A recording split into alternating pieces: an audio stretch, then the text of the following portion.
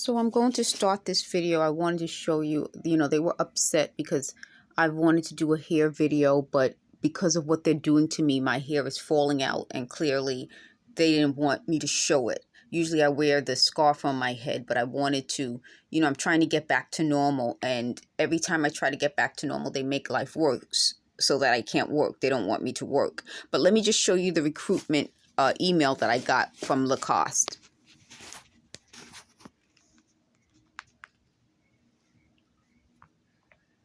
So this is the recruitment email.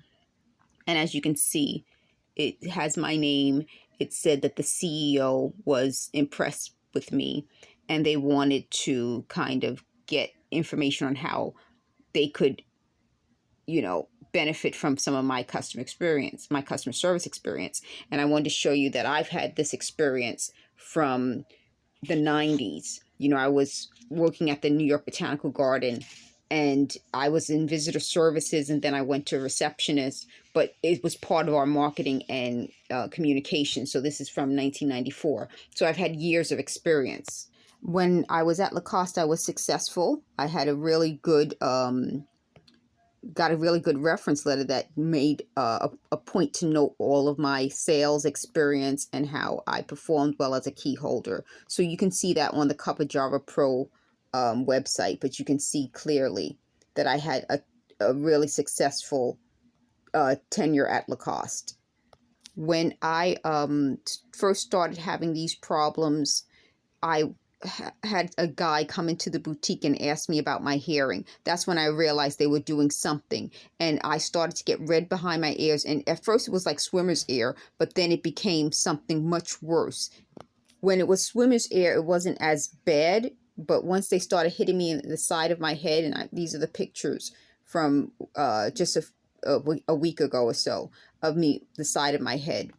That's probably why they don't want me to show my hair, because they feel like I can then show my temples. Here's one of the stalkers. He's like, "Oh, you're insane." Here's another one. I'll let you read what this one said. That let's see.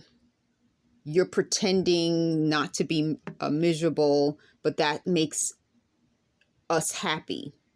That means we're doing our job. And you see that? They said, this is your life now. You'll always be watched. So, and this one says, psychosis is sad. And then this one is like, this will never end. So clearly, oh, here's another one. That your targeting will slow to a manageable level. So clearly these folks are stalking me. There's so much evidence at this point. I think they became obsessed with me in my life, and they couldn't just stop stalking me. Here's a mark on one of the tables that similar to the mark on my head. That's also similar to the mark on my leg. That's also similar to the mark on another leg. That's similar to more marks on my temple and my mom's temple. Similar to the mark on my back. Here's my spine. And it's all similar to all of these marks.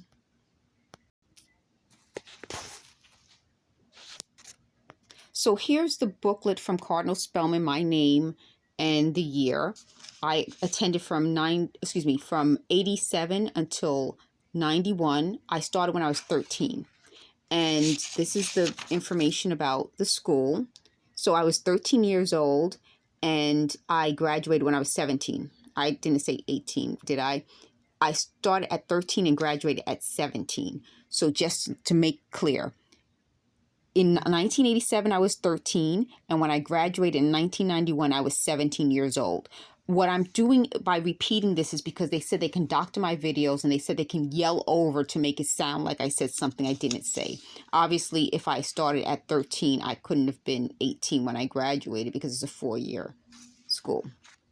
So the next thing is they wanted to criticize this school as being a school that wasn't in the Bronx, on the Bronx, Westchester area. I'm in Co-op City, and this is considered sort of on that line between the Bronx and Westchester. So here it is right here. So that's something I wanted to make sure you guys knew, because this was a school that's designed to prepare you for college. And it's, as you can see, it's for college-bound boys and girls. So it was a very good school. I told you guys the other time in another video about the academic policies, and it was a challenging school. I wanted to let you know that they criticized the fact that our Regents exam changed, but it was for our year, for the class of 91 onward. So I wanted to let you guys know that this says it right here. So class of 91 and thereafter, some of the requirements changed. I don't know whether it changed back afterwards. I was so relieved to have completed it that I just was grateful to go. So here's how we qualified for our diploma, and passing grade was 70. So they lied and said that I didn't pass my classes at a 70%. We could not pass if we didn't get below 70%. We had to get 70% just to pass. Otherwise, we wouldn't go on to the next level until we went to summer school, summer class. Okay, so it was a very rigorous school. And, you know, it prepared me for life. You know, that's the best thing when you have a school that prepares you for life. And in terms of our out of class activities, you had to do well in class, and also they made it clear that your academic life came before any of your school activities. So here's another part of this. I mentioned that this is a college preparatory school, so it's to prepare us for college, and that it was mandatory that we followed disciplinary procedures. So this is part of this, and I wanted to make sure you guys knew that, you know, what the Schemey Scamies are constantly making up lies. We even had deans at school. So just like in college where you have a dean of certain things, we had that. I'm not making that up. Anyone who's familiar with these type of schools know that. Another thing, the Schemey Scamies lied and said that I was involved in bad things off campus. That never happened. I would have gotten expelled from school. And my mom didn't have to come to school for me. So there was no such thing. The other thing is, okay, here are some more things that you have suspension. If you are involved in any sort of suspension, your parent has to come. So there was, again, no such thing. We had deans of students. It was a rigorous school, and disciplinary action was laid out in this, and they made sure that we followed it. So let me just go through one other thing about this so I can show you the college prep.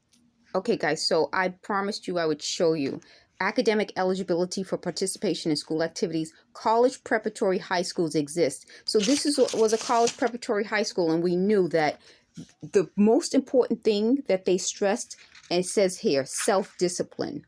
So we had to make sure that we were self-disciplined. So the whole idea that these people came into my life, the Schemey Scamies, and tried to change my entire life history. So it was a college preparatory high school. We had to have self-discipline. There was no way I was engaged in any bad conduct. They would have known. I'm in the Bronx. It's not like it's a huge county. We're one of the boroughs of New York City. There are 5 boroughs. It's a small county. It's not a huge county where if I'm engaged in, they said I was engaged in prostitution and drug dealing, there would be no way I would have survived Spelman if I had been. It's just a bunch of lies. And just to sum up, my mom was really cool about me choosing my own faith. So in 1989, I decided to become Catholic, and I completed my studies to become Catholic in 1991. The Schemey Scamies lied and said that I got a discount on my tuition. Unfortunately, I never did. My mom paid full tuition from kindergarten through 8th grade and from 9th grade to 12th grade. So from pretty much kindergarten to 12th grade, my mom had to pay full tuition. And as you can see, this is how I looked when I completed my conversion to Catholicism. Unfortunately, I decided to stop being a practicing Catholic many years ago at this point. And that's a personal decision. And that's something that the Schemey Scamies don't have to be involved in. But I wanted to make sure you guys knew the truth. And I happen to be wearing the same dress for my confirmation, which is a Jessica McClintock dress that I wore in 8th grade to my 8th grade prom. So my dress was a simple dress. It was a sweetheart neck, spaghetti straps, but it wasn't shiny. It was a cotton dress. I still have it. It has pockets similar to this. It was one of my favorite dresses, and I wore it 8th grade when I was 13 and got to wear it again for my conversion to Catholicism at 17. So as you can see, there would be no reason why I would want to be depicted in this book as someone who would be discredited. There would be no reason for me to want to be depicted as somebody who wasn't trying to be a good person. And one of the worst things that Schemey Scamies did was try to depict me as somebody who wasn't a credible person. And that's such a shame, because my mom and my family put so much time and effort into my life. And they made sure that I tried to do the right thing and held me to it. And they held me to it. So for all these years, I was working hard, trying to do the right thing, spending time with the people I feel are my family. And these strangers, these racist strangers, came out of nowhere and started looking up people who I either hadn't been around for decades or didn't really have in my life, and tried to smear me. And then they said that those people had criminal backgrounds. Why would I want that in my life? I'm not trying to, this isn't a popularity contest. They said they wanted me to work at Rikers as a criminal advocate. That isn't who I am.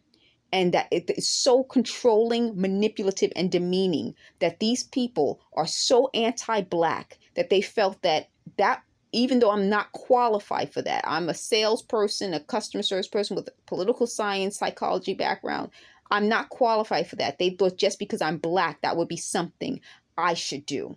No, what I think they should do is continue to let me record them, document their racism, and keep telling and allow me to keep doing these videos of them revealing their anti-Black, anti-female sentiment. Thanks for watching. I'll record more videos soon.